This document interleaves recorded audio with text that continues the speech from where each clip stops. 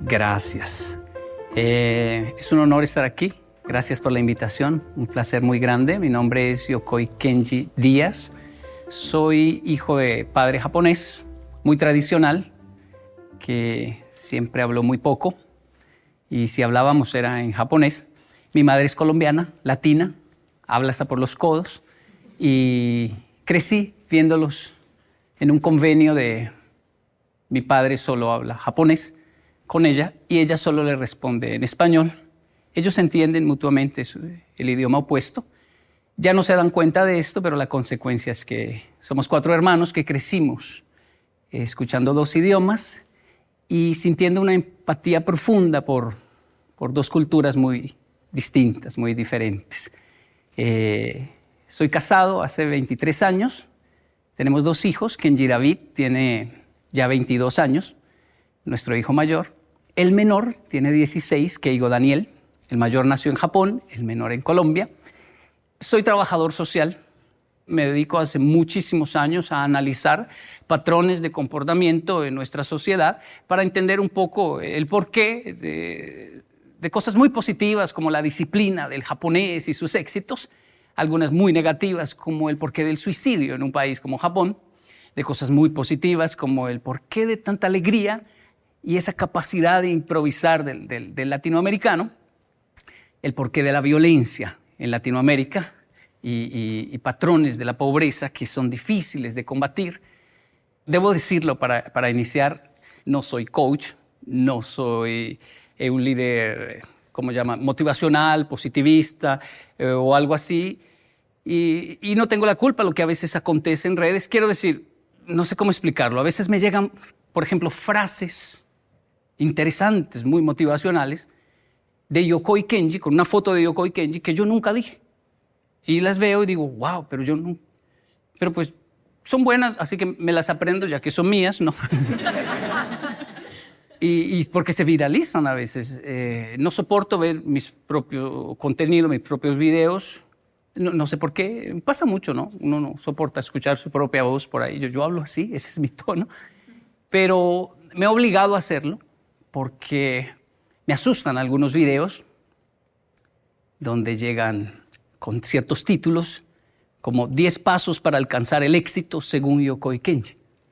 Y yo digo, wow, ¿cuáles son? No los conozco. O sea, ¿yo cuándo dije eso? Entonces me siento a ver y son retazos de varios videos, conceptos que tomaron, crearon uno y yo, ya lo entiendo, y se hizo viral. Me llegó uno peor que decía, ¿cómo ser rico según Yokoi Kenji? Ahí sí me senté con mi esposa, le dije, veamos este video a ver cómo somos. Lo peor es que lo digo yo.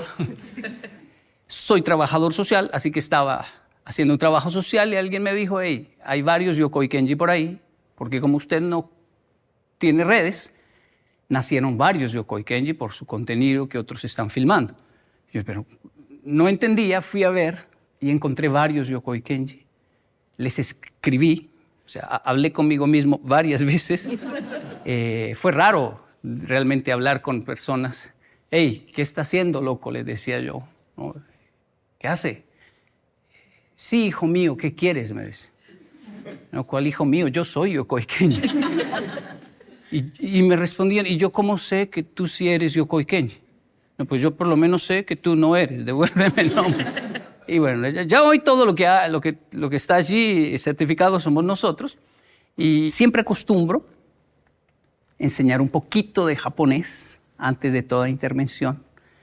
Dicen en Latinoamérica, para romper el hielo. No sé si quieren aprender. Sí. Una de las mejores técnicas para aprender japonés es no pensar en español. Eso, solo disfrutarlo como si fuésemos niños. Tal vez por eso le va muy bien a los niños aprendiendo otro idioma. Con todo respeto, como si fuésemos niños, con todo respeto, nariz en japonés se dice hana. Por favor, haga así conmigo. Hana. Excelente. Mimi. Una vez más. Hana. Mimi. Kuchi. Eso es fácil por lo de kuchi kuchi, ¿verdad? Otra vez, por favor. Mimi. Kuchi. Hana. Me. Ojo se dice me. Y la última, atama. Atama, Hana, Me, Kuchi, Mimi. Vi que aprendieron. Por favor, tóquese Mimi. Muy bien, excelente. Por favor, tóquese Kuchi. Ese es fácil. Por favor, tóquese Hana. Muy bien, no, iban bien. Estaban bien, estaban bien. Por favor, tóquese Me. Ahora sí, Atama. Solo hay una forma de verificar si realmente lo aprendimos o no. ¿Qué le parece? De pronto sea prematuro, pero es que lo veo haciéndolos muy bien. Yo me toco la parte del rostro y usted lo pronuncia en japonés. De pronto funciona. Intentémoslo.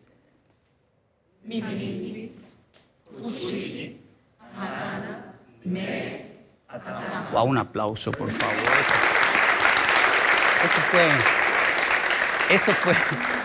Eso fue muy rápido, muy bien. Hola Yokoi, mi nombre es Franz y me ha parecido muy interesante por un lado la mezcla cultural que tienes, por un lado la japonesa, por otro lado la colombiana, y me pregunto esa combinación de culturas que ha representado para ti y si podrías un poco hacer una valoración de cada una de ellas, qué es lo que sacas y aprendes de cada una de ellas también. Sí, bueno, al día de hoy ha representado para mí, para mi familia en general, un desafío muy grande de búsqueda de equilibrio entre especialmente dos cosas muy fundamentales de estas culturas tan diferentes. Una es la estridente disciplina del japonés, que le ha generado tantos éxitos, y esa capacidad que tiene el latino. Es envidiable esto. El latino tiene una capacidad enorme de funcionar muy bien en el caos. Es casi que adicto al caos, porque en el caos le va muy bien. En el caos se requiere improvisar, no tener miedo, pararse muy fuerte. Y como parece ser que desde la infancia estas comunidades, nuestra gente, digo yo, tuvo que enfrentar cosas muy complejas, una época muy violenta, incluso de los padres a los hijos, amenazas no solamente de guerrillas o algo así, no, amenazas de si llegas tarde, te mato a golpes. Y el latino llegaba tarde. O sea, eso le dio una elasticidad al cerebro del latino, que él no lo sabe, pero cuando sale, cuando va a Japón o está en Europa, reacciona de una manera e improvisa que asombra realmente. Uno dice, ¿cómo pueden ser tan buenos en el caos? La zona de confort del latino es el caos. Pero cuando no hay caos, el latino se estresa. Cuando hay que cumplir un método, cuando hay que llegar puntual, cuando solo hay que hacer caso. Cuando dice, hey, nadie te va a matar, no, solo tienes que hacer esto así. El latino comienza de pronto a picarle todo, a decir, pero ¿quién me va a amenazar para que yo haga las cosas bien? Como, esto, por supuesto, es inconsciente, ¿no? Pero es envidiable la capacidad que tiene el latino de no ahogarse en un vaso de agua, aunque tiene una tendencia a quejarse mucho cuando está en un mar. El japonés, por otro lado, tiene algo que yo envidio también mucho, que es su sentido de tribu. Los japoneses, lo resumo en una corta historia. Llego con mis hijos a Japón, veo dos niños jugando en la escalera eléctrica, dos japonesitos. Miro a mis hijos y les digo, miren lo que voy a hacer. Niños, pongan cuidado. Keigo y David, pongan cuidado. Y miro a los niños japoneses y les digo, abunai, abunai. Eso es peligroso. No pueden hacer eso.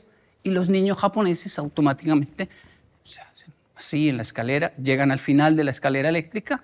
El menor está asustado y sale corriendo ante mi voz, pero el mayor sabe lo que tiene que hacer. Me mira, dice, sumimasen, perdón, y se va.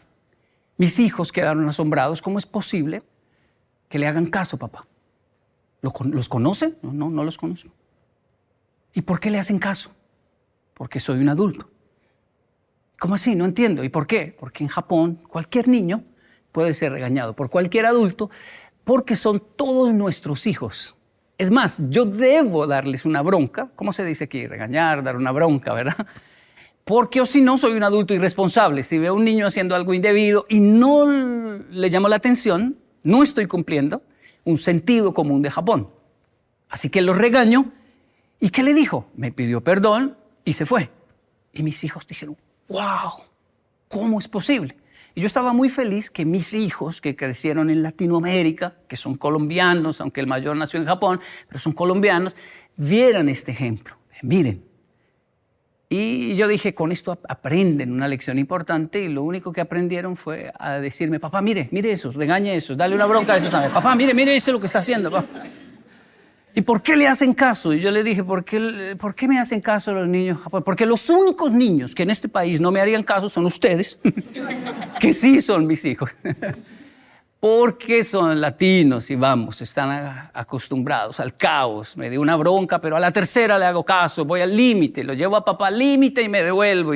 Y sé manejar muy bien ese límite. Pero en Japón tienen esta capacidad del sentido de tribu.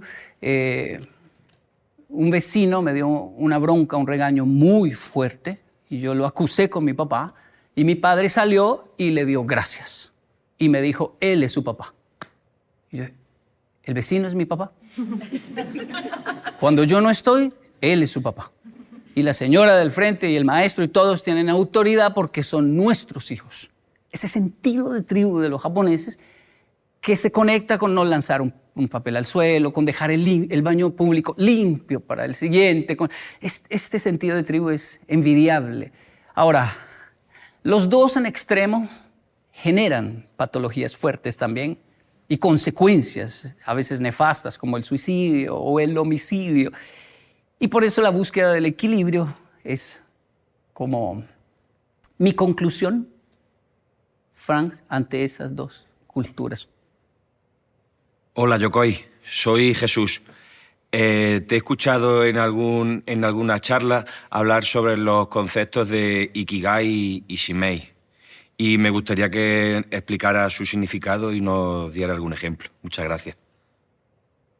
Gracias, Jesús. Sí. Ikigai y Shimei. Bueno, Shimei es propósito de vida, lo que vine a hacer a este mundo, y habla de hacer. Y una de las conclusiones del Shimei más importante es que tiene que ver con el ser humano, con servicio al prójimo. En el proceso, uno en el Shimei a veces dice, no me interesa el ser humano, me interesan las tortugas, quiero salvar tortugas. Las tortugas son más lindas que el ser humano. Son inofensivas, voy a salvarlas. Pero siempre cuando se va avanzando, dice, bueno, necesito más seres humanos para salvar más tortugas. Necesito el ser humano.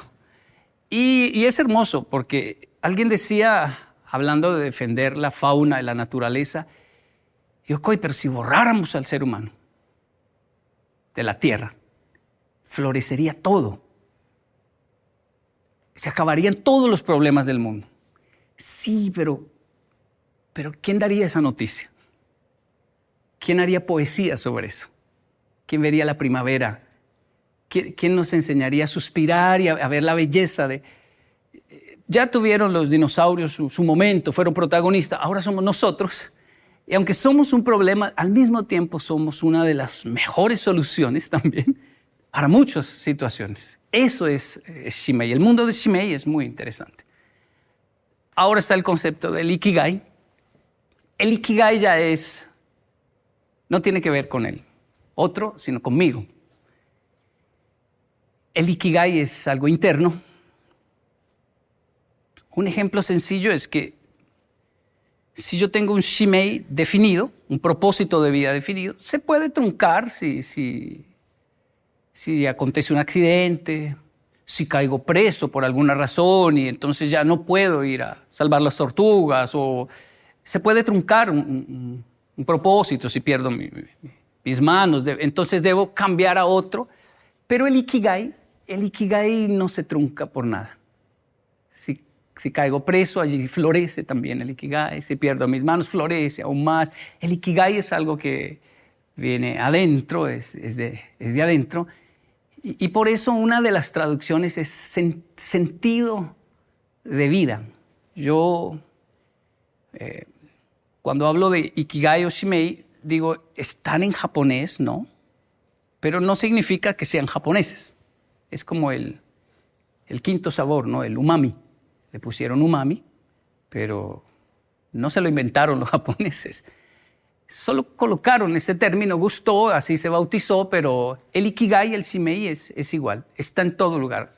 Crecí con un abuelo colombiano, un paisa, es decir, de esa zona donde tiene un acento muy peculiar, y hombres de negocios. Entonces él siempre hablaba mucho y decía una frase fascinante, mi abuelo. Todos en la familia, cuando hablamos del abuelo, podemos repetir la frase del abuelo. Él decía, acento colombiano, no hermano, eso, a ese precio que yo le estoy dando, eso es un regalo. Es más, lléveselo, mijo, y si no le gustó, no me lo paga. Hágale, lléveselo. Y así vendían las cosas.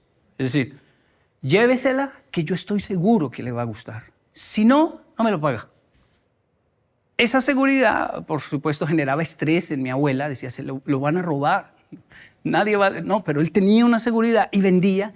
Y era un hombre, un comerciante, distinto a mi padre japonés, un hombre de empresa. Mi abuelo era un comerciante. Y él cae en cama por cáncer. Yo viajo de Japón con 16 años a visitar al abuelo en su lecho, donde ya le habían dicho en el hospital, llévenlo a la casa para que muera, parta con sus familiares. Y yo fui a Colombia a mis 16 a ver al abuelo. Y la abuela me contó, ¿cómo le parece la que me hizo Jaime Gómez, mi abuelo? ¿Qué hizo, abuelita? Me dijo, pláncheme todas las camisas y los pantalones y cuélguemelos ahí al frente, por favor. Quiero verlos, dijo. Entonces le planchamos todas las camisas y los pantalones. Todos los días venían muchas personas a visitarlo, porque él influyó en muchos, así que me decían eran 5, a veces 10 personas diario tocaba recibir, porque el abuelo lo conocía mucha gente, y todos venían a desearle que se mejorara, y se veía la tristeza en las personas, a ver a aquel hombre tan fuerte, postrado en una cama, pero él algo les decía, y todos se llevaban una camisa, un pantalón, y mi abuela se acercó a la puerta y escuchó la frase. Eso es un regalo. Y a ese precio que le estoy dando, no, eso es un regalo, hermano. Lléveselo. Vendió todas sus camisas, sus pantalones, y mi abuela le dijo, qué vergüenza, Kenji, yo sentí una vergüenza. Nunca hemos estado tan mal en la familia como para tener que vender la ropa. Y el abuelo, ¿por qué hizo eso? ¿Por qué él es así? Él dijo, ya no voy a usar esto, ya no me paro de aquí, yo ya me voy a ir, y esas camisas me las puse una vez nomás, unas son de Noruega, de Japón, me las envió, los hijos por el mundo le enviaban camisas, su gusto, y él las vendió todas, dejó su mesa de noche llena de dinero, porque su Ikigai era vender. Y no lo hacía por dinero, es que una persona que tiene Ikigai no puede dejar de hacer su Ikigai. Entonces son esas personas que uno les pregunta, pero ¿le pagan igual? ¿Por qué llega más temprano? ¿Le pagan igual? ¿Por qué no sale ya? No, es que no puedo dejar esto sin terminar. ¿Pero por qué? No saben ni explicarlo, pero es por su Ikigai. Trabajar con personas que tienen Ikigai es satisfactorio, porque obviamente requieren su pago, quieren su pago, pero no lo hacen por eso, lo hacen por su Ikigai. De ahí que cuando una abuela, la familia prosperó y le dicen, abuelita, ya no tiene que cocinar, ya no tiene que hacer ni café ni nada. Si la abuela dice, no, porque me muero. Si no me dejan hacer la comida, el café, y realmente va a morir más rápido si le quitan su Ikigai. Esos son los dos conceptos, ¿no? Bastante largos, resumiéndolos un poco de Ikigai y Shimei. Jesús, gracias. Hola Yokoi, soy Estefanía Gómez, como tu abuelo, y también soy de Latinoamérica. He notado que, como tú, me fascina el concepto de la felicidad y me gustaría saber si nos puedes dar un concepto de lo que es la felicidad y si tienes alguna historia conmovedora que quieras compartir. Gracias, Estefanía. Sí, bueno, Yo aprecio los dos conceptos profundamente, la felicidad y la tristeza, y van de la mano siempre. Lo que pasa es que lo que no logro dominar es el algoritmo de las redes. Entonces pareciera que siempre estuviera hablando de la felicidad, pero hay una belleza enorme en la tristeza, en aceptarla, en vivirla, en recepcionarla. Una niña, después de mucha terapia, de hablar mucho con su terapeuta, aprendió a que cuando tenía momentos de tristeza profunda, no salía. Porque antes lo que hacía era salir de fiesta, salir de rumba, buscar a alguien que la sacara de ese entorno. Y aprendió a que cuando estaba triste, incluso la llamaban y le decían, ¿vamos a salir? No, tengo visita. ¿Tiene visita? ¿De quién? No, una amiga. La amiga tristeza me visita. Y en terapia entendí que debo recibirla, atenderla. Así como atiendo la alegría, y me voy de fiesta y hago cosas cuando estoy alegre, bueno, ahora estoy triste y tengo que sufrirla, porque si la evado y me voy de fiesta y obligo mi cerebro a ser feliz y le doy solo dopamina, la tristeza cada vez va a llegar con más fuerza y va a ser muy peligroso. Así que lo mejor es recibirla y despacharla. Dicho esto, yo entré en una profunda tristeza en Japón, porque soy latino, como notarán, mi nombre, mi fisionomía, pero yo soy latino. Creo que mi esposa es más japonesa que yo. Sí, es más pragmática. Yo soy muy latino, pero llegué a Japón con 10 años y pues era un niño que hablaba mucho. Que no reprimieron al expresar lo que sentía. Y llego a un país donde no entiendo y no me entienden. Y entro en un silencio de meses solo mirando, un silencio profundo, que después entendí lo importante que fue para mí este silencio, pero me dio mucha tristeza, me generó mucha tristeza. Y los otros niños, algunos llegaron a ser crueles conmigo, como el bullying de Kenji, que Kenji no entiende nada, mándenlo para el salón 8. Yo era del salón 5, éramos del salón 5. Existía el salón 6, pero no el 7. O sea que el 8, yo deduje, debe ser como una forma japonesa de decir que lo manden para el infierno porque no entiende nada, algo así. Caminando por la escuela descubrí que sí existía el salón 8, Hachikumi, salón 8. Lo recuerdo hasta hoy. Fui muy feliz en el salón 8. Me paré en la puerta del salón 8 a mirar y decir, sí, aquí es donde me envían siempre que no entiendo algo. Y cuando miro hay una maestra con 7 alumnos, la mayoría con síndrome de Down. Era el salón de los niños especiales, el salón 8. Estaban jugando con plastilina, masilla de color. Caían mucha saliva a los pupitres. La maestra tenía una toalla y cada uno tenía una toallita y con eso limpiaba la boquita de los niños y una para limpiarlos. Yo quedé hipnotizado viendo esa escena y comencé a sentir mucha rabia porque dije, por eso me enviaron al salón. Hasta eso me demoré al entender. Ya sé lo que me quieren decir con... Y quería ir a golpearlos. Era tan fácil para mí golpearlos. Lamento decir esto, pero para la falta de educación en nuestros países hace que no dialoguemos y seamos violentos. Así que era muy fácil para mí ir a golpear al niño, pero tenía una profunda debilidad por la plastilina. Y estaban jugando con plastilina. Y yo estaba en un país que no entendía nada y la maestra me habló por mi nombre. Kenji-kun, ¿qué hace ahí? Entre. Dijo una palabra que me enganchó. Tetsudate, ayúdeme. Yo entendía muy bien la palabra ayuden, porque el maestro le decía a todos, ayuden a Kenji, ayuden a Kenji. Kenji, tetsudate, ayuden a Kenji, lleven a Kenji, traigan a Kenji. No entendía nada. Y ahora la maestra dice, tetsudate, ayúdeme. Pero yo, ¿para qué sirvo en Japón? No sirvo para nada, no entiendo. ¿En qué le puedo ayudar? y me dijo, siéntese ahí, no deje que Kaoru se coma la plastilina.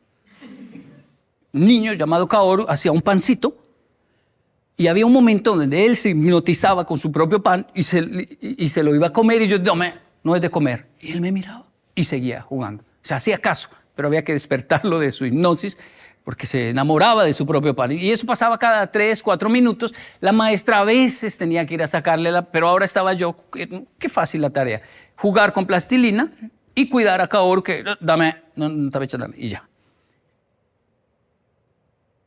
Pasaron minutos, horas, y yo le dije a la profesora, quiero quedarme en el salón 8. Aquí aprendo más. Aquí están aprendiendo los colores, justo lo que necesito, los números. Y yo me demoro para aprender, pero ellos se demoran más porque son muy felices y solo quieren jugar. Entonces ellos sí aprenden, pero tiene uno que enseñarles con canciones, con juegos. Y era justo lo que yo necesitaba. Además me sentía como un profesor improvisado. Pasar de no entender nada en un salón así mirando al aire, 3 tipos de escritura, ahora ser el profesor de unos niños que se están comiendo la plastilina y yo les digo que no, y cantemos, y ahora los colores, y otra vez los colores. La maestra abogó por mí con los otros maestros, déjenme a Kenji aquí en el salón 8. Él realmente aquí es funcional y va aprendiendo. Yo le enseño. Me quedé en el salón 8, lo que comenzó como un bullying y que me generó mucha tristeza, me sacó de la tristeza. Salón 8, fui muy feliz en el salón 8. Y también creo que inconscientemente me acercó a una problemática social que tal vez me generó esta inclinación a lo que hoy hago, que es el tema de lo social, ¿no? Así que no sé si sirva, pero evadir la tristeza a veces es evadir la misma felicidad. Hay que manejar respetar los dos conceptos. Hola, Yokoi. Quería preguntarte qué importancia tiene la educación para ti y para el desarrollo de las personas. Recuérdame el nombre, perdón. Mauro. Mauro. ¿Qué edad tienes, Mauro? 16. 16. Gracias, Mauro. Mauro, yo estoy muy sorprendido positivamente por lo que pasa con la educación actual. Porque hablo con mis hijos y hay algo dentro de mí, o en realidad es alguien dentro de mí, que no quiere mucho a mis hijos. Y es el Kenji de mi infancia. Yo amo a mis hijos, pero mi niño interior los odia un poco. Porque mi niño interior no entiende por qué tienen tantas facilidades cuando él no las tuvo. Y por qué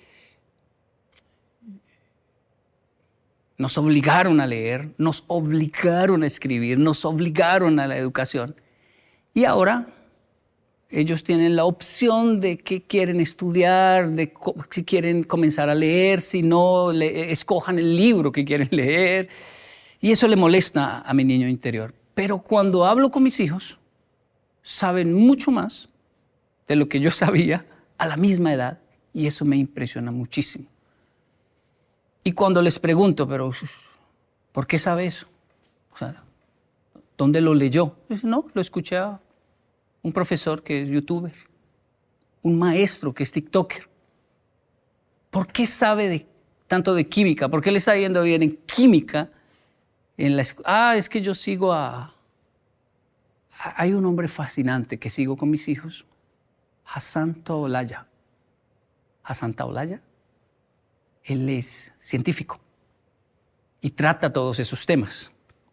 Pero la forma en que los trata es, ¿y qué pasaría si Superman corre a esta velocidad e intenta detener un tren? Y entonces, claro, engancha a los jóvenes. Y mi hijo sabe de toda esta terminología. Eso repercute en buenas calificaciones y además en criterio propio. Porque ya puedo hablar con mis hijos de capitalismo, socialismo, feminismo, comunismo, cristianismo, y todos los ismos. Y tienen su punto de vista, pero también tienen criterio propio gracias a las redes sociales. Así que es increíble lo que está pasando en la educación actual. Yo llegué a Japón y no había que leer en español, todo en japonés. Entonces comencé a leerme los libros que habían en la casa, Stephen King. Me leí Isabel Allende. Si hubiese crecido en Colombia no los leo, pero era lo único que mamá tenía. Y me leí todos esos libros y cuando ya no habían, hay una latina que vive yo no sé a cuántas estaciones y tiene unos libros, llévele estos y intercámbielos, como si fueran tesoros, y viajar horas a intercambiar libros. Descubrimos una librería hispana en Ochanomizu, en Tokio. Hay que ir y pedir los libros y esperar 3 meses a que lleguen por correo. Y cuando llegaban, tasar la lectura, es decir, no leerlo todo porque se acaba y queda otra vez. O sea, imagínese eso. Voy a leer solo un capítulo en el tren, en unos días leo el otro y lo releo y le saco conclusiones que ni el autor se imagina por el hambre que yo tenía de lectura en Japón. Entonces, creo que son 2 escenarios increíbles que demuestran que el ser humano, con mucha hambre, crece, pero también cuando hay tantas opciones, ¿no? También es fascinante. Así que es una generación que me impresiona mucho y me gusta hacia dónde va la educación, me gusta mucho. Fue más fácil para mí, Mauro. Fue mucho más fácil para mí que para ti. Porque yo solo tenía una opción, solo una opción. Ser traductor y estudiar humanidades y no más. ¿Qué quiere hacer Kenji? Eso. ¿Y por qué? Siente una pasión profunda porque no hay sino eso. Es más difícil para Mauro. Cuando le muestran tantas, es muy difícil, el cerebro sufre. Y el adulto es muy cruel, dice, pero mire, yo solo tenía eso y lo hice, ¿cómo no va a poder con todo lo que le estamos dando? Pues eso es lo difícil. Es increíble, pero cuando uno está en una nevera, y si solo hay una salchicha y unos huevos, adivine qué vamos a comer. Y vamos a hacer un plato. Pero cuando la nevera está llena, el cerebro sufre tanto que incluso teniendo hambre, la ansiedad se la quita y dice, no sé, es que no sé qué comer porque está llena. Ustedes son de una época que tiene la nevera llena de opciones y por eso la tienen difícil. Mis hijos, Mauro, la tienen muy difícil y no piense que es anormal o es desagradecido por no saber ni qué estudiar. Es normal, es muy difícil esta época, pero bueno, es lo que hay. Tiene también su parte fascinante, como lo dije al principio. Hay maestros que nos marcan de por vida. Es una vocación maravillosa. Primero la maestra del Salón 8. Luego estaba el profesor de inglés.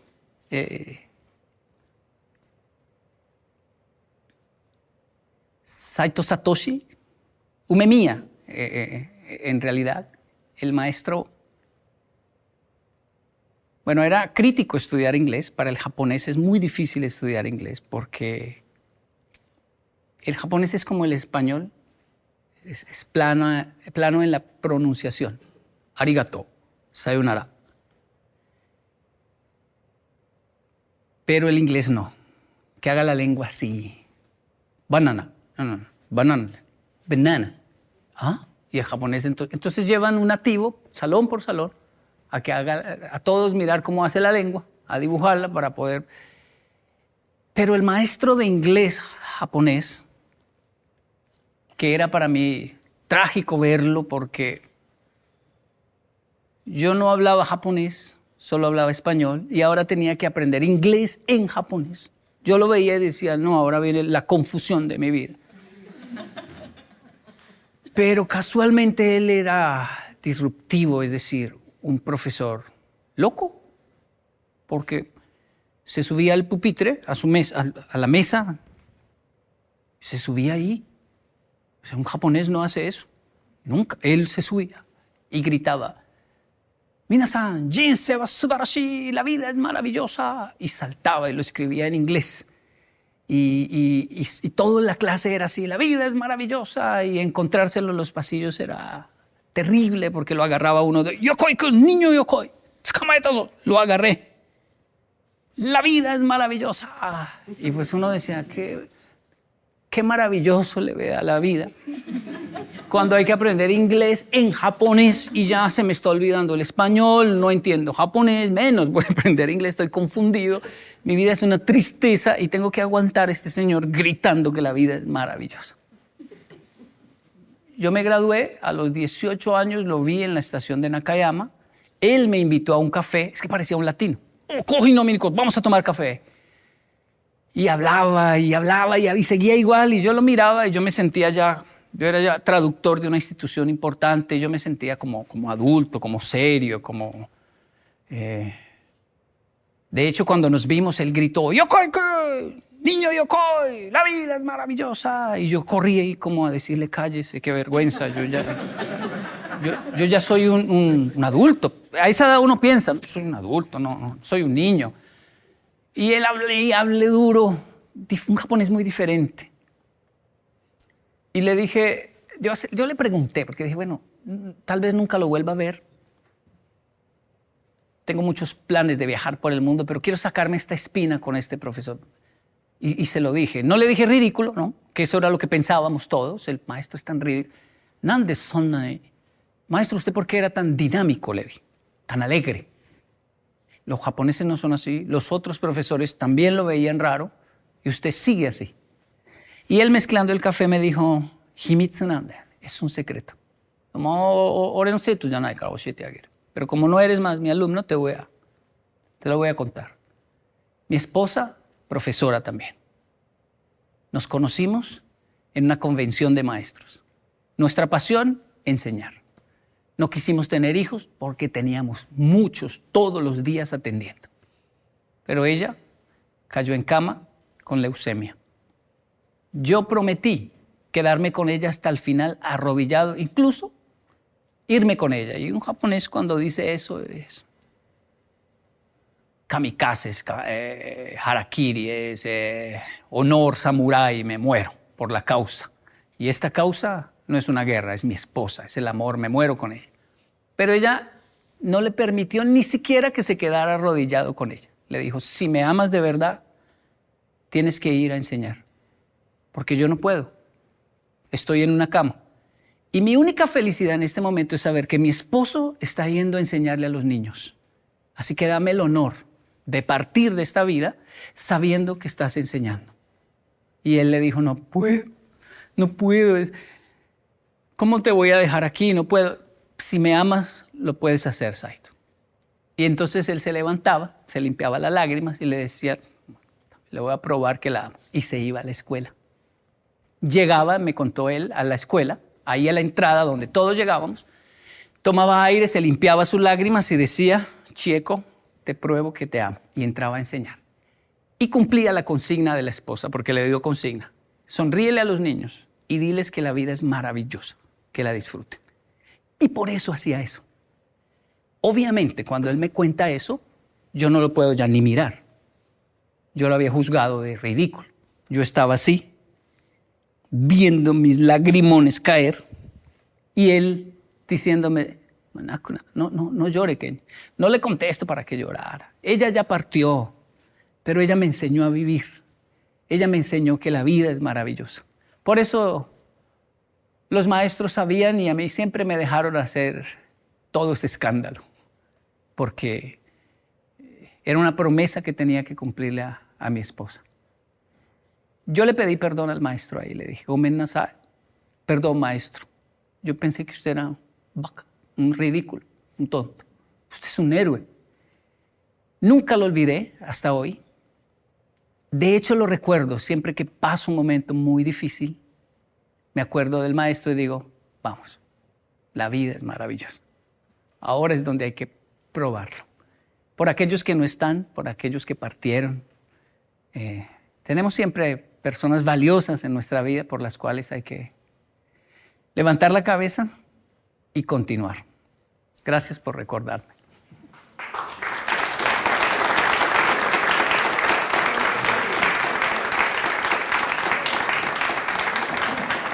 Hola, Sensei Yokoi. Mi nombre es Andrés. También, al igual que tú, soy colombiano. También Gómez, soy paisa. Y bueno, siempre ha sido un sueño para mí haberte visto cara a cara como lo estoy ahora en este momento. Lo he cumplido hoy. Estoy muy nervioso, aparte de que veo muchos tus videos. Intento enseñar a mi hijo de la manera que tú enseñas a los tuyos.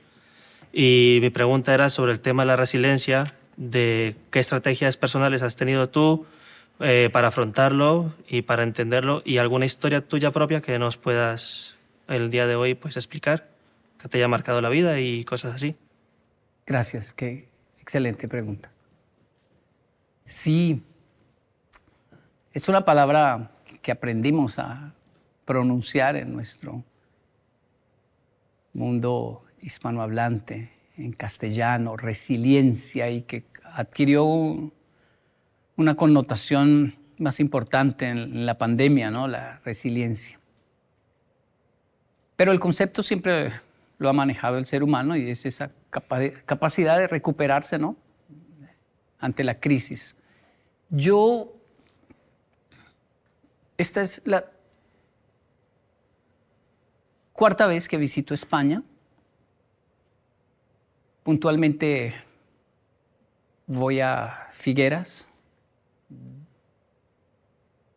Tengo un proyecto allí porque allí está el Triángulo de Dalí.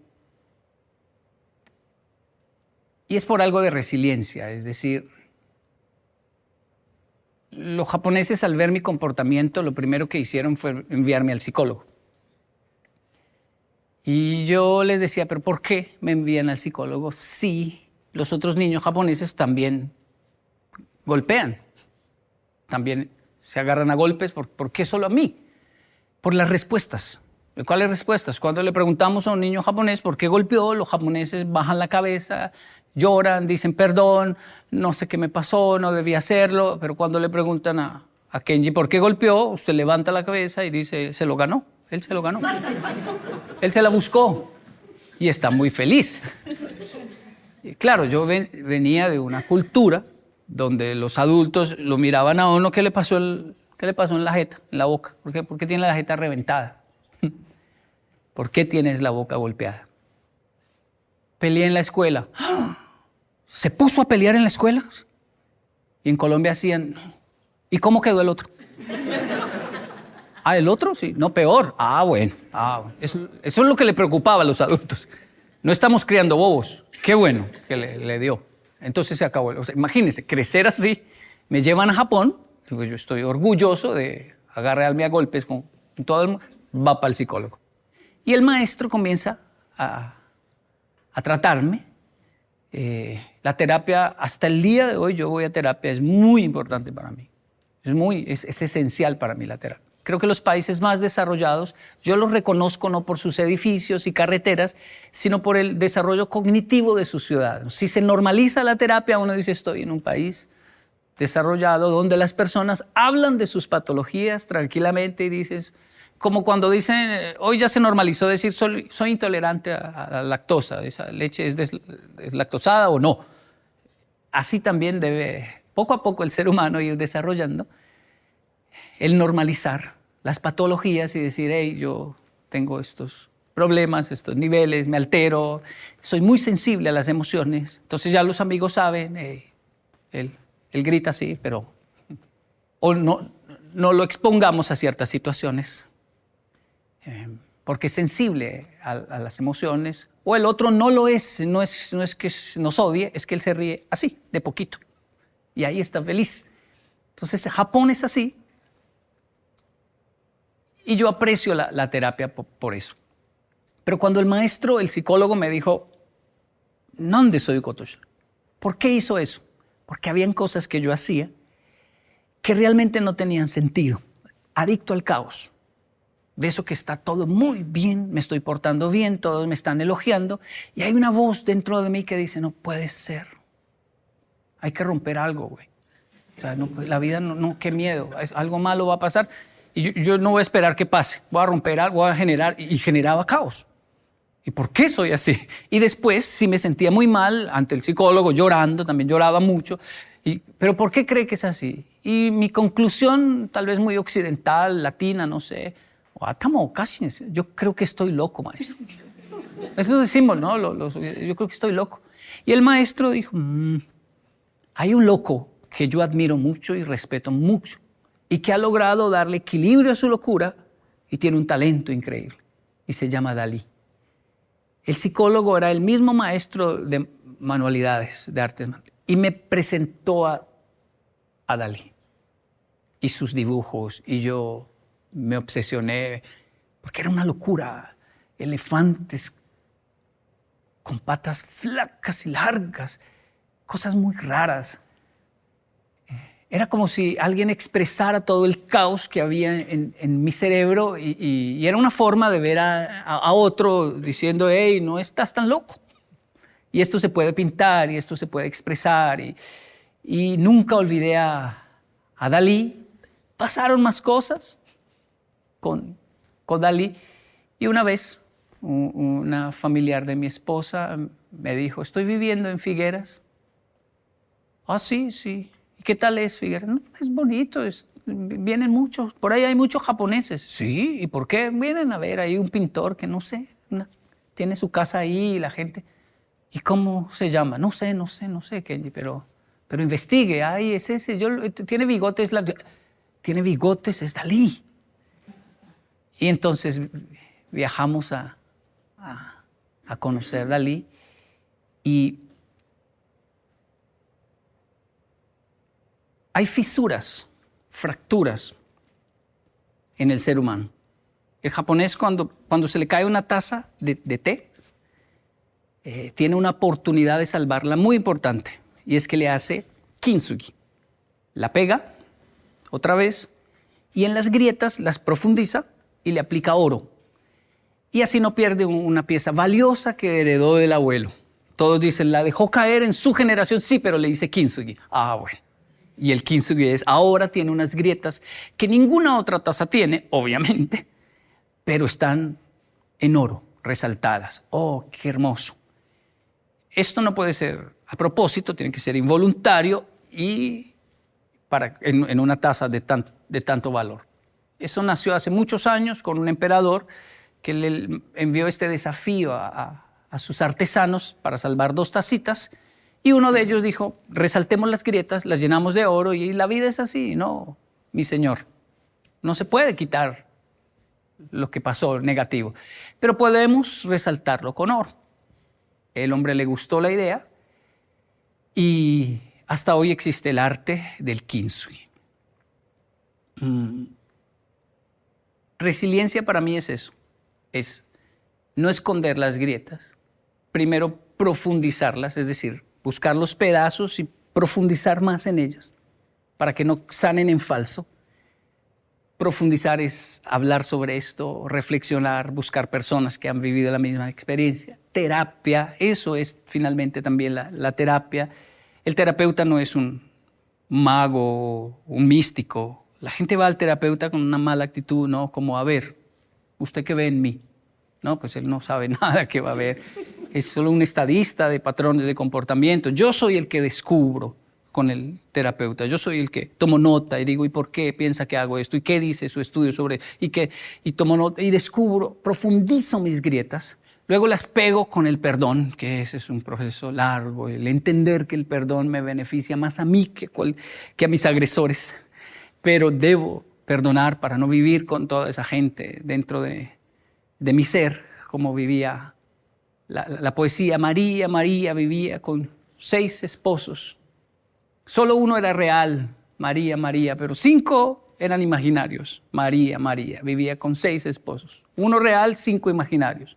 Uno en la nevera, otro en la lavadora, otro en la alacena, uno debajo de la cama. Eran todos los hombres que le habían hecho daño desde su infancia. Y ella vivía con ellos y le hablaban y le recordaban y le hacía llorar. Y el pobre real era el que pagaba las consecuencias de todos los otros 5. Nadie sabía que ella vivía con 5 maridos hasta que los perdonó. Y perdonarlos fue sacarlos de su casa, porque el perdón hace eso, libera. y pudo entonces tener su vida con su esposo real. Porque si no se vive, si no se perdona, uno duerme con todas esas personas.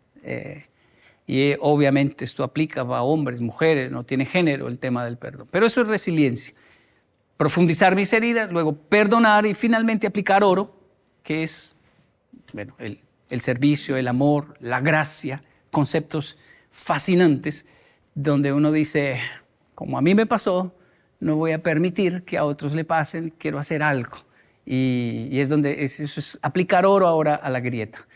Primero profundizo mi herida, la sano con el perdón y ahora le doy un propósito, ¿no? Eso es oro, hacer algo con mi historia para que otros no tengan que vivir lo mismo o por lo menos se sientan acompañados. Hey, yo viví lo mismo y sé cómo es ese proceso. Una persona que hizo kintsugi, resiliencia de verdad, por ejemplo, no habla mal de su primer matrimonio. No tiene cómo hablar mal. Dice, sí, lo máximo que va a decir es, aprendí mucho. Ella y yo aprendimos. Gracias a esos errores que cometimos los dos, es que hoy en día puedo disfrutar bien mi relación actual. Pero no habla mal del pasado porque hizo kintsugi, lo resaltó con oro y está incluso agradecido con todo ese proceso. Hola, Yokoi. Yo soy Alicia. Estoy fascinada escuchándote y lo primero, darte las gracias por compartir tanta sabiduría con nosotros y también con las nuevas generaciones.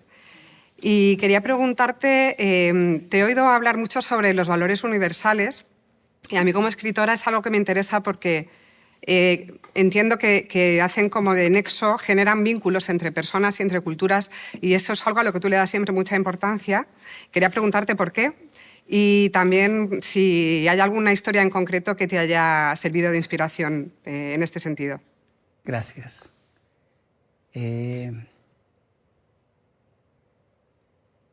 Es que son diferentes, ¿no? Los japoneses y los colombianos. Son muy diferentes. Su fisionomía.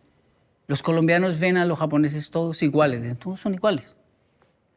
Y los japoneses ven a los colombianos y también dicen, todos tienen la nariz grande, todos son iguales. Todos tienen los ojos grandes. Al principio ese choque genera un choque cultural, le llaman. Y adversidad. Uno dice, son muy distintos.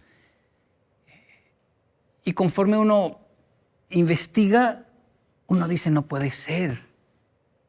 Es la misma gallina en Japón y la misma gallina en Colombia, pero la gallina en Colombia hace kikiriki, ¿cierto? ¿O no? ¿Aquí cómo hacen en España? Kikiriki. Los japoneses dicen kokekoko. Dicen, no, una gallina no hace kokekoko, güey, ¿cómo se ve? Y quiero ir a escuchar a una gallina japonesa, a ver si es que cacarea en japonés. Kokekoko. Y ellos escuchan kokekoko. Y así hay tantas cosas que uno dice son diferentes. Para ellos el semáforo o la manzana verde no es verde, es azul. Pero es la misma manzana. ¿Por qué la ven azul? Ahora. Y son tantas diferencias que uno se siente como que no, son otro planeta, jamás vamos a entendernos, esto es muy distinto.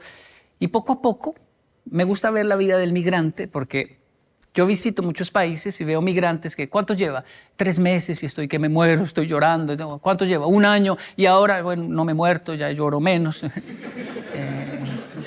1 año y medio, ¿y cómo está? Odio a estos y odio a estos me cae bien, estos no tanto, estos sí son... Y 2 años, ¿cómo va? Los odio a todos. 3 años, ¿cómo va? Los amo a todos, todos son lindos. Y 4 años, 5 años, ¿cómo va? Hay de todo, Yoko. Vas a encontrar de estos buenos, de estos malos. Ya. Entonces, ese proceso donde uno dice, no irrumpo porque está viviéndolo. Ahora jura que odia a tal nacionalidad, jura que... Pero en unos años los vamos a ver y se van a dar cuenta que van a llegar al punto donde todos somos universales e iguales. Ningen, eso traduce humanidad. Y ahí nos damos cuenta. ¿Cómo son los japoneses? Diferentes en esto, pero si me pregunta la verdad de la verdad, son igual, ríen igual. Cuando lloran, lloran igual. Cuando hacen el amor, lo tienen que hacer igual, no hay otra forma. Cuando sufren, sufren igual. Y Y sí, hay muchas diferencias, pero si llega un punto donde nace un solo idioma, todos lo hablan, lo manejan bien. Vamos, hay que salvar a esa persona. Y la humanidad es el lenguaje maravilloso. A veces por eso, entender el idioma a veces es un problema. Yo presenté una colombiana y un amigo japonés en nuestro proceso de turismo social. Bueno, él la conoció haciendo quiropraxia porque resultaba que era un joven que hacía quiropraxia, y el asunto es que se conocieron por nuestro proyecto y se enamoraron y se casaron. Pero Hirokazu, él no habla español, no hablaba bien español, y Andrea no hablaba japonés. Y la gente me decía, Kenji, pero ¿cómo se van a entender? Pues se entienden de maravilla porque no hablan el mismo idioma. Y es como mis padres. ¿Cómo así? Cuando discuten, la discusión es corta. De hecho, la discusión llega a un punto donde dice, uy, es que me da rabia porque igual no me va a entender. Y no le puedo atacar más. Y el otro dice, tampoco puedo defenderme más. Y solo se miran con mucha ira o mucha rabia y después se les va pasando. En una pareja que maneja el mismo idioma, la discusión puede durar hasta las 2, 3, 4 y 5 de la mañana. Y a esa hora mirarse, los dos hispanohablantes, y decir, ¿es que yo hablo en chino o qué? ¿Por qué no me entiendes? Incluso ya ni se acuerdan por qué pelean. Están cansados. Ni saben, porque el idioma a veces es un problema. Y es que hay un lenguaje universal que es mejor que nuestro propio idioma. Y es ese, la sonrisa, no sé cómo decirlo, pero tomarle la mano, vamos, yo lo llevo, vamos, yo le indico. Ya, hay una película que me fascina, que se llama Un cuento chino. Es argentina.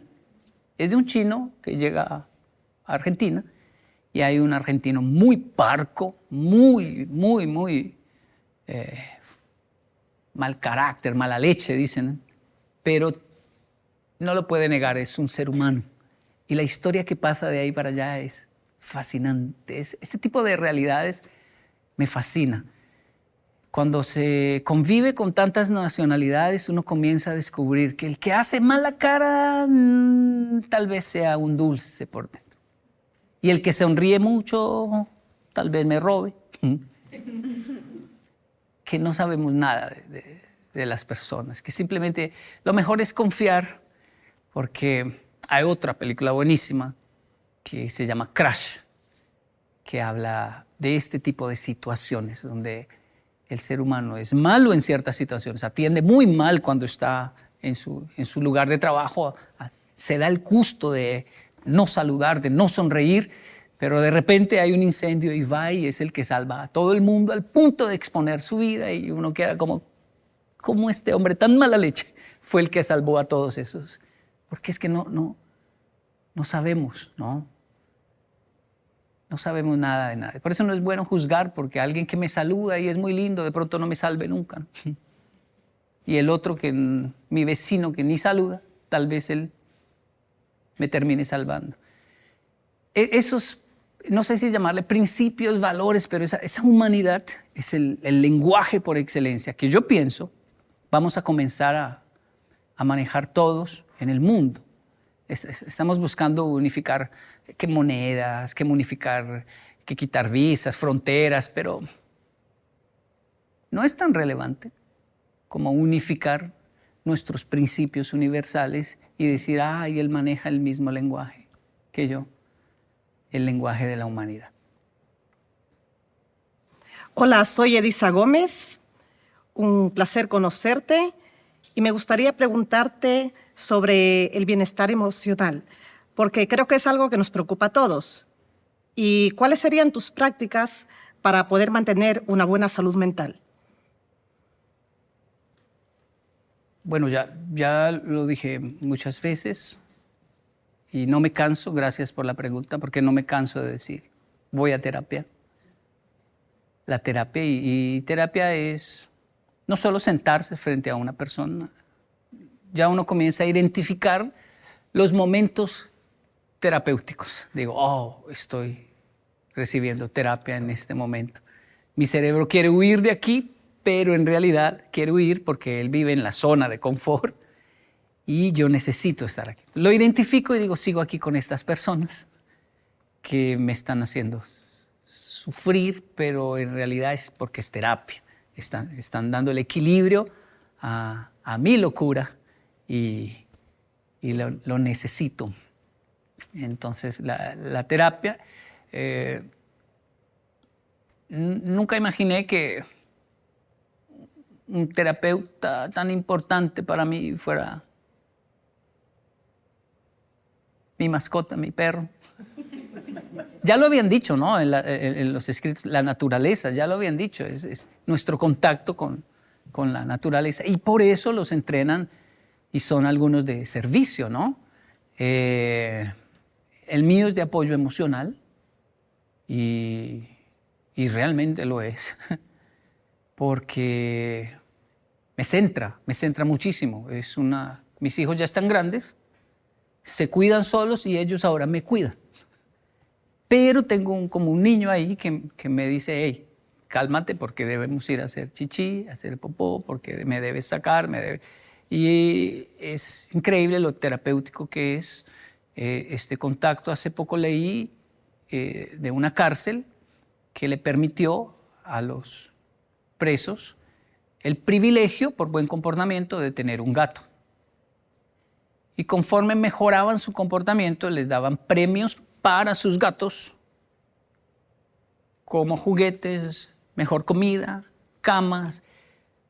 Y ellos en esta cárcel comenzaron a comportarse de maravilla, porque ellos sentían, yo soy un animal, un monstruo fuerte, que no merezco que me den nada y puedo solo. Pero este gato es inofensivo, él no merece. Y por él soy tan fuerte como para portarme bien, porque mi gato quiere un ratón de peluche y se lo voy a lograr, dijo él. Y lo lograron. O sea, es decir, mejoraron el comportamiento de personas con muchos conflictos por unos gatos que les permitieron entrar a la cárcel. Y bueno, ya ahora hay historias y testimonios y creo que hacia allá va la humanidad. Ya no lo habían dicho, ¿no? El desarrollo de una sociedad se va a notar en el comportamiento de ellos hacia sus animales, ¿no? Parece una locura porque también hay algo de hey, pero son perros, los tratan como niños, como humanos. Está también el extremo, ¿no? Porque no hay que idolatrar tampoco las mascotas al punto de que las hacen sufrir por idolatrarlas. Es decir, abusamos ahora en otro sentido de estos animalitos, de la naturaleza, ¿no? Así que esas son algunas de mis prácticas. E ir a Japón, porque últimamente ando muy reconocido en países hispanohablantes. Entonces no hay país de Sudamérica que yo vaya y no me digan yokoi. Y eso deshumaniza bastante, me genera crisis y entonces me escapo a Japón.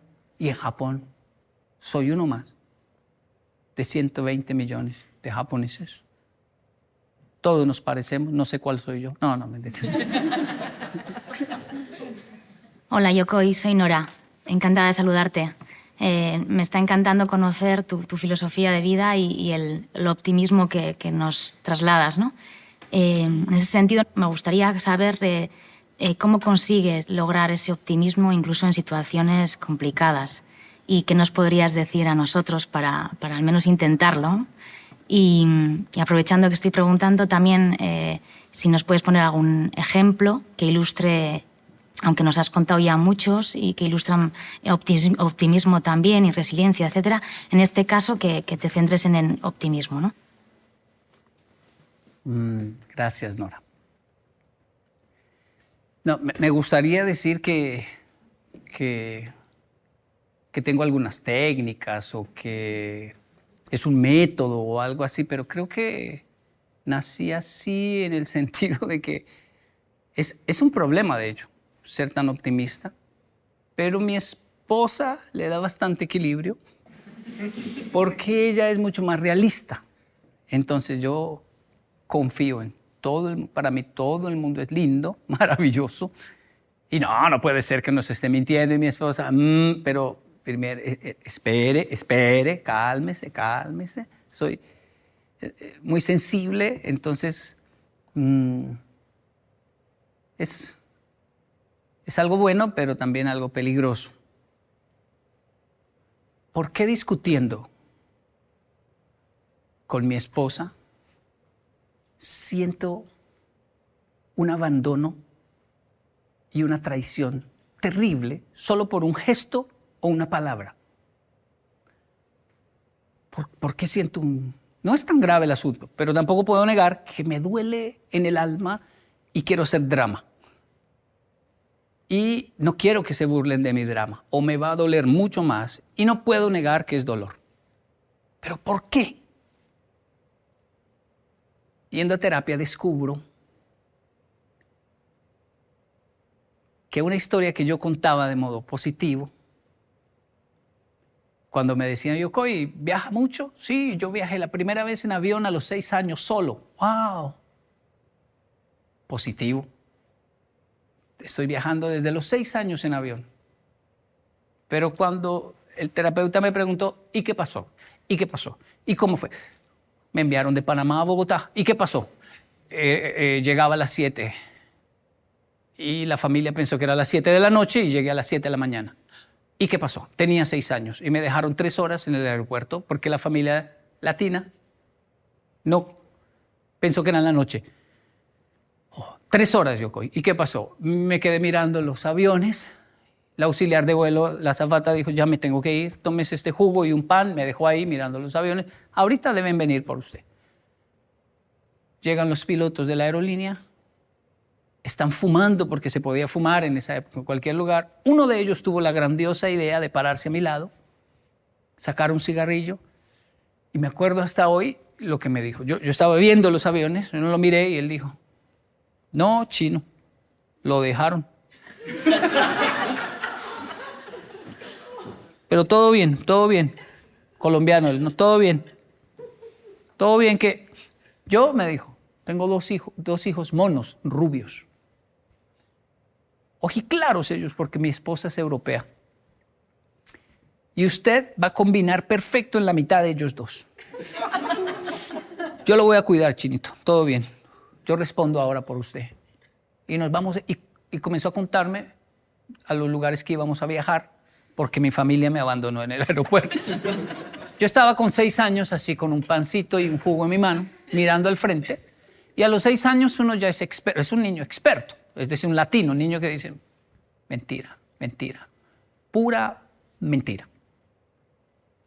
Ya viene por mí, pero en mi cerebro era inevitable. Mi cerebro estaba imaginándose jugando con 2 niños rubios toda la vida, en Disney World, en todos lugares. Yo imagino con mi nueva vida, con este señor. Y todos se reían y todo. Yo había guardado esa historia y de hecho la cuento con alegría, pero fue una tragedia en mi cerebro. Yo jamás pensé que el cerebro asocia esas cosas a situaciones y a conversaciones. Y este piloto, desgraciado, porque no tiene gracia lo que hizo en realidad. Bueno, sí es gracioso, pero se aparece una y otra vez en mi vida y yo no lo he identificado. Se aparece a decirme, no, chino, lo dejaron. Vuelve y dice eso en una conversación con mi esposa. Siento que me dejaron, que se acabó. Y el niño que vivió eso solo tenía el pancito y el jugo. Ah, pero los niños crecen. Ahora soy un adulto y hago pataleta, pero de adulto. Y la pataleta de un adulto es distinta a la de un niño, porque ahora puedo defenderme.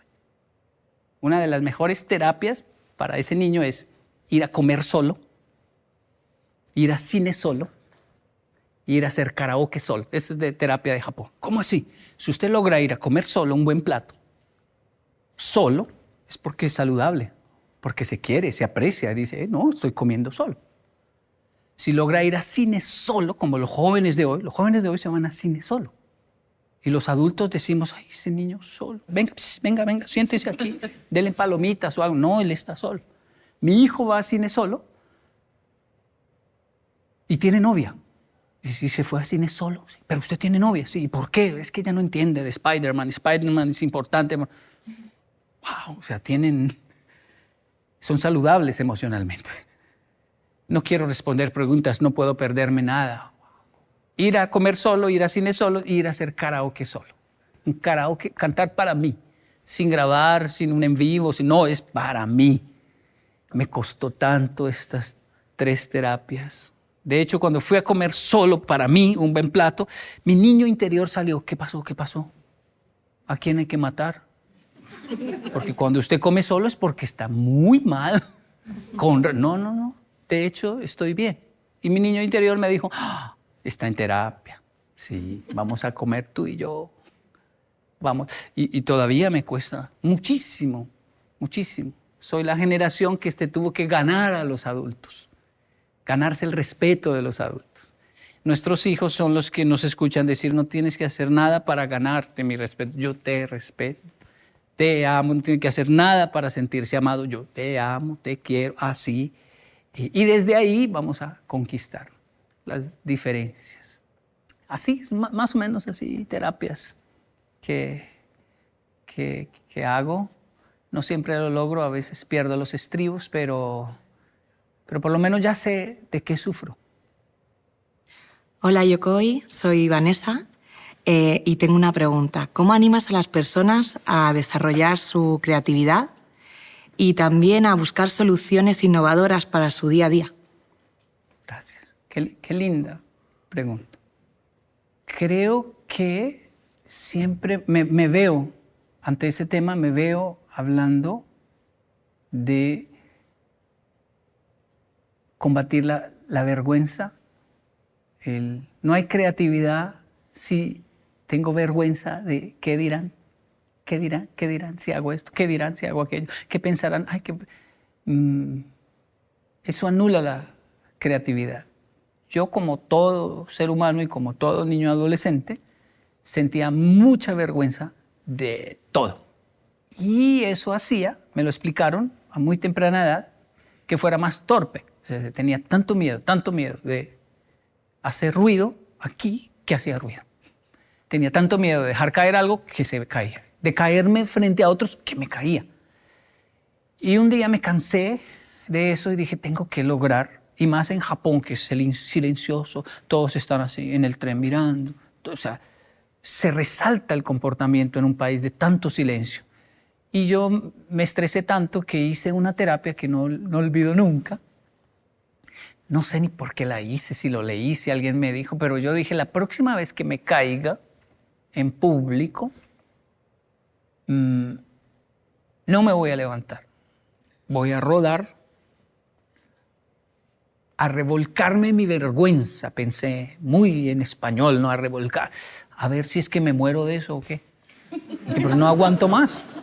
O sea, qué pena. Y si quiero tener éxito en mi vida, tengo que abandonarla porque me traba, me da susto. Así que la próxima vez que me caiga, Y lo cumplí. En la estación de Nakayama, me caí. Ya me había caído varias veces y siempre, se me olvidó, pero ese día me acordé, me caí y comencé a rodar. Y rodé unos 10 metros tal vez, es una cosa larguísima. Y me levanté a mirar de frente a las personas que me estuviesen viendo, ¿no? Es increíble, nadie está viendo. No sé por qué tanto miedo si nadie está viendo. Tanta gente y todo. Pero obviamente un niño rodando tanto hizo que unos japoneses se detuvieran a mirar así. Y el viejito de mi estación, de Nakayama, de las verduras, salió así a mirar. Y yo me levanté, miré, dije, estoy bien, te ayudes. Y el viejito hizo así. Hasta hoy me acuerdo. Y otro que me estaba viendo aplaudió y todos, como 3 personas me aplaudieron y me fui. Hoy recibo bastantes aplausos, pero ese fue el primero. El que arranqué a las malas de combatir mi vergüenza, que ni siquiera, es como un monstruo que ni siquiera existe. Es decir, primero tengo que vencerlo para que nazca la creatividad. Porque de hecho, ir donde Dalí es interesante, porque uno dice, wow, hace unos dibujos que uno dice, ah, no, este hombre fue un pintor increíble. Y hace otros que uno dice, uy, no, pero ¿qué hizo acá tan feo? O sea, y cogió un pulpo y pintó, y el otro tiró un huevo, y cosas que uno dice. Y tuvo muchos contemporáneos que decían, él no es arte, está loco simplemente. Pero vamos, vergüenza no tenía. Él experimentó, y de que ha llevado un turismo increíble allí y que ha llegado al mundo entero, como en Japón, eso no lo puede negar nadie. Pero hay que vencer la vergüenza, el miedo al que dirán. Y es increíble cómo eso se puede llevar hasta la tumba. Nos entierran con ese monstruo si no lo vencemos. Hola Yokoi, me llamo Pablo.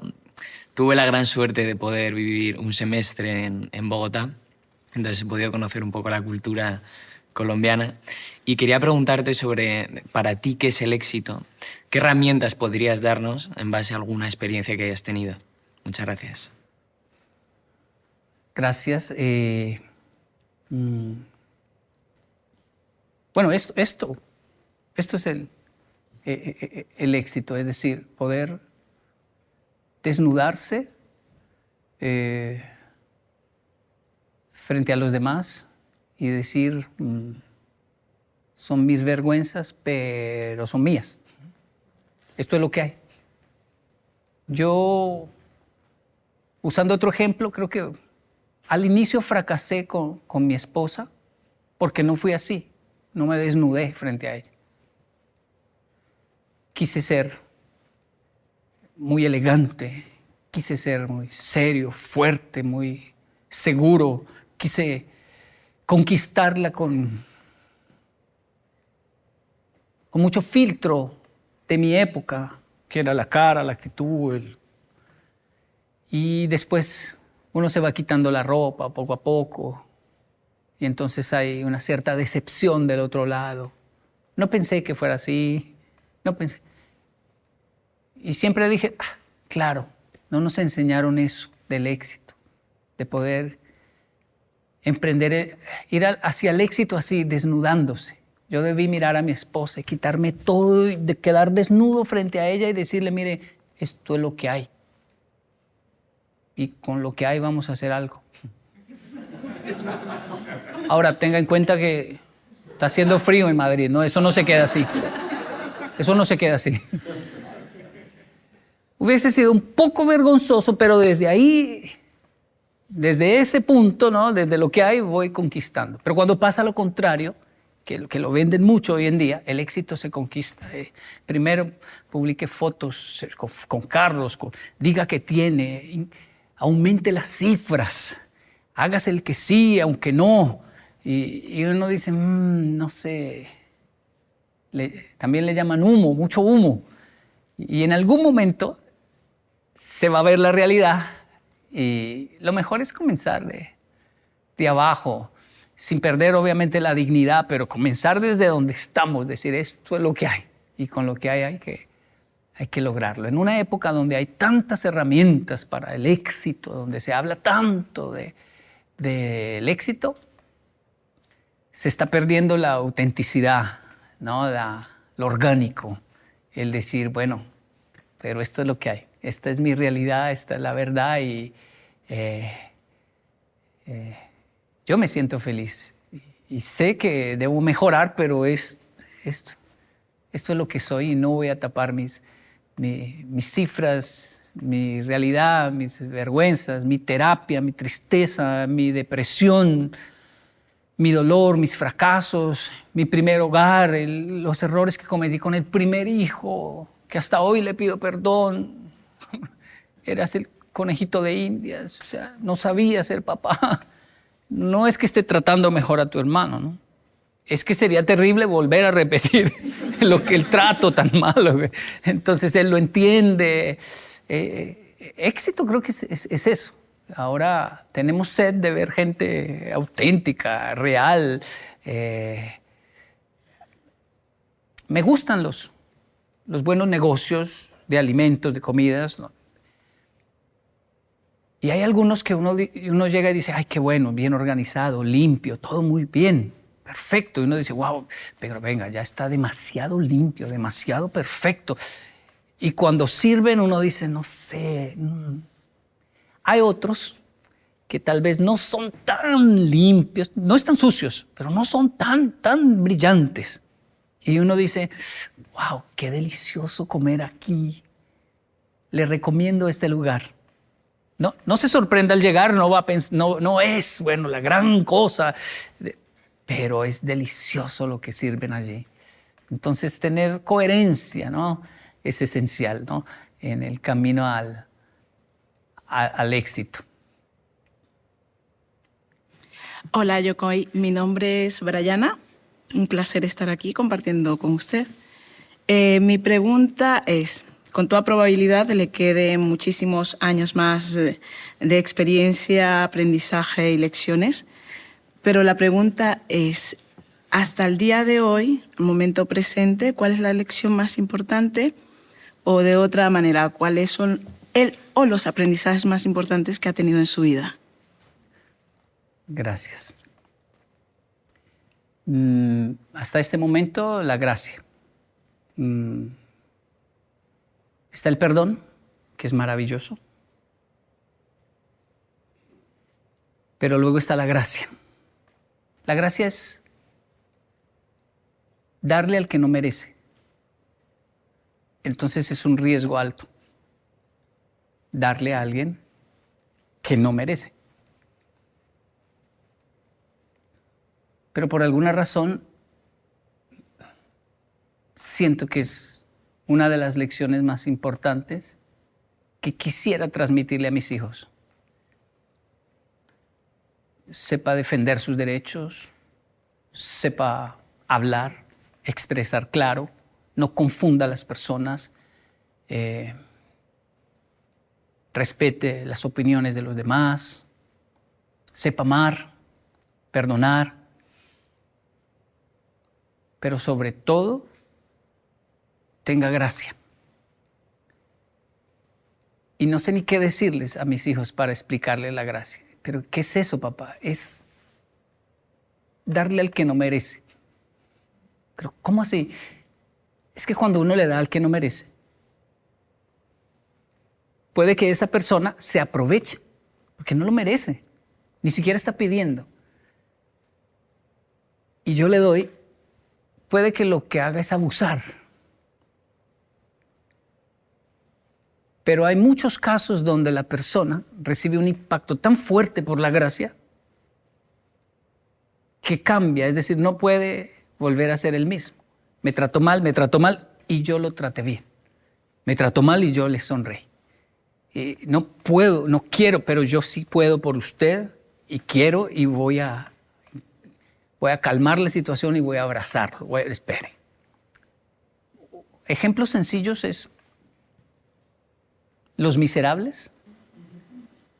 Un padre deja hospedar a un preso, un fugitivo, ¿no?, un reo fugitivo, lo hospeda, le da comida, lo trata como si fuera un hijo. Las monjitas le dicen, padre, nos va a robar, nos puede matar. No, yo sé lo que hago, y lo trata como un hijo. Y el reo no lo puede creer, tanto afecto, tanto cariño, pero por la noche no aguanta su naturaleza salvaje de su vida y se lleva todo lo de plata, los utensilios, lo mete en una bolsa y se escapa.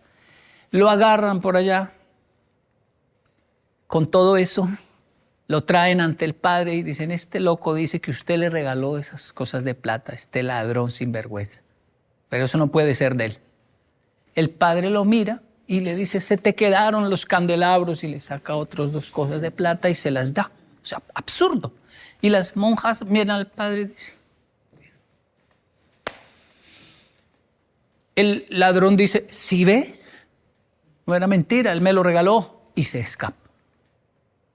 Pero algo pasa en el cerebro de este ladrón que no puede volver a robar. No puede. No puede volver a hacer nada más. No puede. Algo hizo esto absurdo que hizo el padre, este acto de gracia, que el hombre no pudo y comenzó a darle vueltas esto en su mente. Tantas vueltas que comenzó a estudiar, a leer, a mejorar, a entender la vida. Finalmente cambió de vida, se hizo, creo que fue un alcalde, como un alcalde de una ciudad. Pero aquel policía siempre lo buscó y descubrió, él era un reo ausente, yo lo dejé ir y lo comenzó a buscar. Y bueno, Los Miserables está el libro de Víctor Hugo, están las películas, deben verlo, pero esa gracia que transforma, no sé ni cómo explicarlo, no la tengo, ni la rasguño.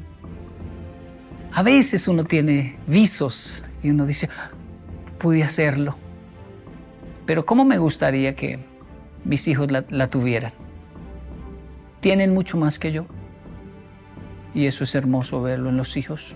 A veces son más tolerantes, más amables, más... Pero me parece una enseñanza fascinante lo que es la gracia, sin darle una connotación ni política ni religiosa, sino como un rasgo. Si es divino, igual está ahí, al alcance de nuestra humanidad.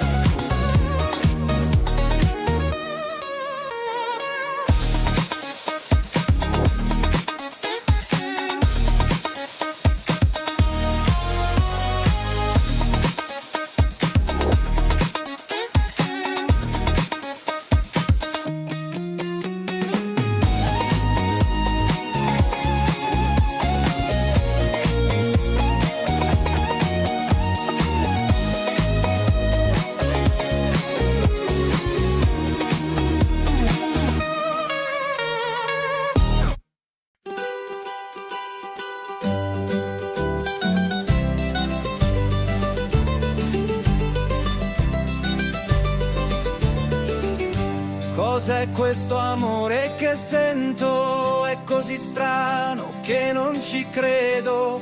Cammino avanti e indietro, dal nulla sei entrata nel petto mio. Ogni passo mi porta a te, ogni sguardo mi brucia dentro. Sei un sogno che non va via e io non so più che fare. Corri che l'amore mi sfugge, prendilo tra le tue mani, fermati, lo sento nel cuore. Scappiamo via insieme a questo amore. Corri, corri, che scappa l'amore mio. Stringilo, tienilo, che vola via se non lo sai.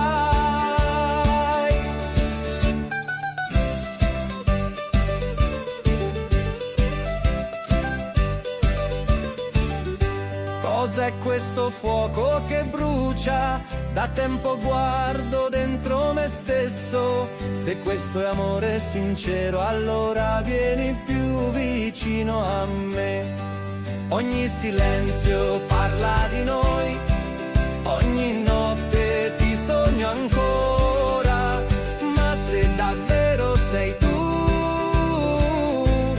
non restare solo un pensiero. Corri che l'amore mi sfugge, prendilo tra le tue mani, fermati, lo sento nel cuore. Scappiamo via insieme a questo amore. Corri, corri, che scappa l'amore mio. Stringilo, tienilo, che vola via se non lo sai.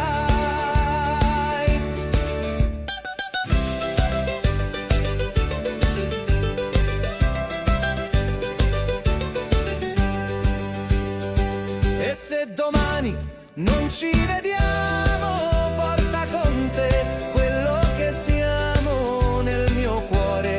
Hai già un posto, non lasciarlo mai più vuoto.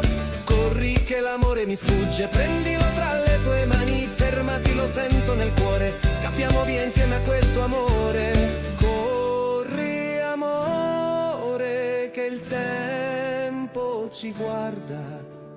Fermati adesso o l'amore ci scappa.